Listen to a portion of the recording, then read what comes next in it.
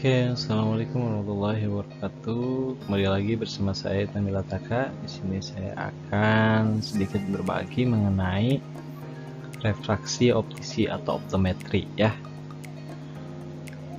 Nah,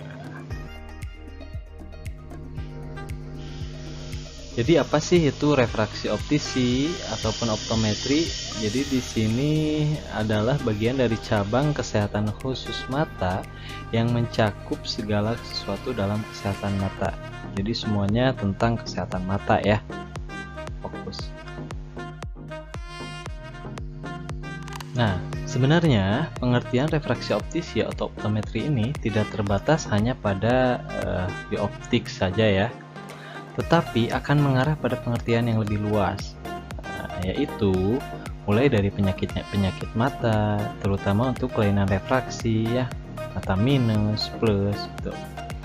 Penglihatan binokuler atau penglihatan dua mata, terus ada juga pencegahan kebutaan, kemudian pembuatan alat rehabilitasi kelainan refraksi, penggunaan alat-alat ukur lensa sebagai pendukung kegiatan refraksi klinik, terus kemudian juga lensa kontak ya, soft lens, terutama ini untuk yang kosmetik ataupun untuk dipakai sehari-hari, maupun laboratorium optik.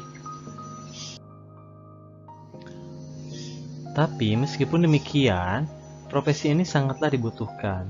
Nah, apalagi di Indonesia ya, sekarang ini mengalami peningkatan akibat dari jumlah pengguna gadget dan juga laptop maupun komputer yang berdampak akhirnya mengalami kelainan refraksi. Nah, ini banyak ya, apalagi sekarang zamannya ada daring, work from home ya. Nah, kemudian untuk prospek kerjanya di sini, prospek kerja seorang refraksionis ataupun optometris ini di mana ini ada beberapa, salah satunya ada di puskesmas ya, rumah sakit mata baik negeri maupun swasta, kemudian klinik mata, terus di perusahaan lensa kacamata juga bisa, lensa kontak, frame kacamata ya, kemudian di institusi pendidikan, dan terakhir mungkin di optik ya, ini bisa menjadi sebagai penanggung jawab ya. Nah, Peraturan Kementerian Kesehatan Nomor 19 Tahun 2013 mengenai penyelenggaraan pekerjaan refraksionis optician ataupun RO ini, setiap optik di Indonesia harus memiliki satu refraksionis optician agar dapat menerima resep pembuatan kacamata dan lensa kontak sesuai standar kesehatan. Nah, jadi RO ini begitu penting ya. Terutama ini katanya mengatakan di Permenkes juga harus ada satu RO setiap optik ya. Nah, dengan dibuatnya Permenkes nomor 41 tahun 2015 mengenai standar profesi refraksionis optician oleh Menteri Kesehatan Republik Indonesia pun menjadi bukti bahwa sebenarnya keberadaan refraksionis optician ataupun RO di Indonesia telah diakui keberadaannya. Nah, dengan adanya ini ya. Nah, kemudian jenjang karir sebagai seorang refraksionis optician ataupun optometris juga dinilai cukup menjanjikan ya. Dengan kebutuhan yang tinggi dan kelangkaannya di Indonesia, secara data 2019 itu baru hanya 9.000 orang atau 9.000 refraksionis optician. Ya, masih 1 banding berapa ya? Memberikan peluang besar bagi lulusannya untuk dapat bekerja. Nah,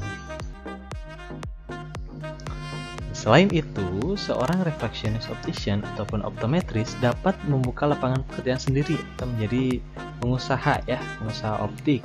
Peluang menjadi PNS di klinik mata, puskesmas, rumah sakit. Nah, di sini rumah sakit pemerintah ya, dan juga menjadi tenaga pengajar di pendidikan. Sebelumnya kita sudah sebutkan. Dan ternyata tanpa adanya seorang refraksionis optician ataupun optometris, seseorang yang memiliki mata minus, mata plus ya, kesulitan untuk terbantu menghadapi masalah penglihatannya.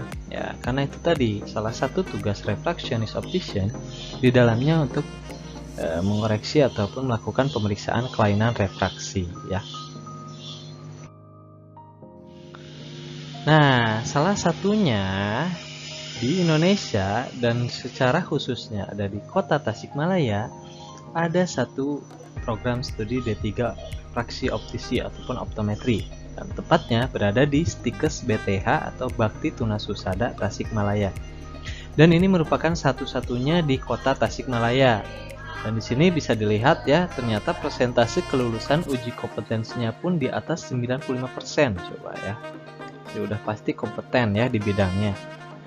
Dan tak lupa fasilitasnya lengkap. Mulai dari ada laboratorium, perpustakaan, kelas ya, terus ada juga BTH Resto, ada Rusunawa ya, untuk sebagai tempat untuk mahasiswa-mahasiswa baru terutama ya, dan juga WiFi itu ini yang paling utama ya, karena sekarang kan zamannya harus eksis terus ya.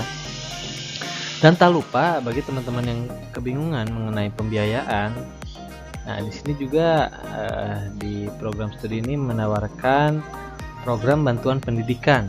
Nah, dari Optik Melawai ini sampai 80% ini ya bantuan pendidikannya. Dan juga dari NVZ namanya, Near Vision Generation, ini dari Essilor ya. Essilor Group sebesar 50%. Nah, coba di sini ada 80%, ada 50% ya. Ini beasiswa yang lumayan cukup sepertinya. Nah, untuk selengkapnya, mungkin teman-teman bisa akses di spmb.stikes-bth.ac.id ataupun melalui WhatsApp di 085 284 200 500. Nah, sekian dari saya. Assalamualaikum warahmatullahi wabarakatuh.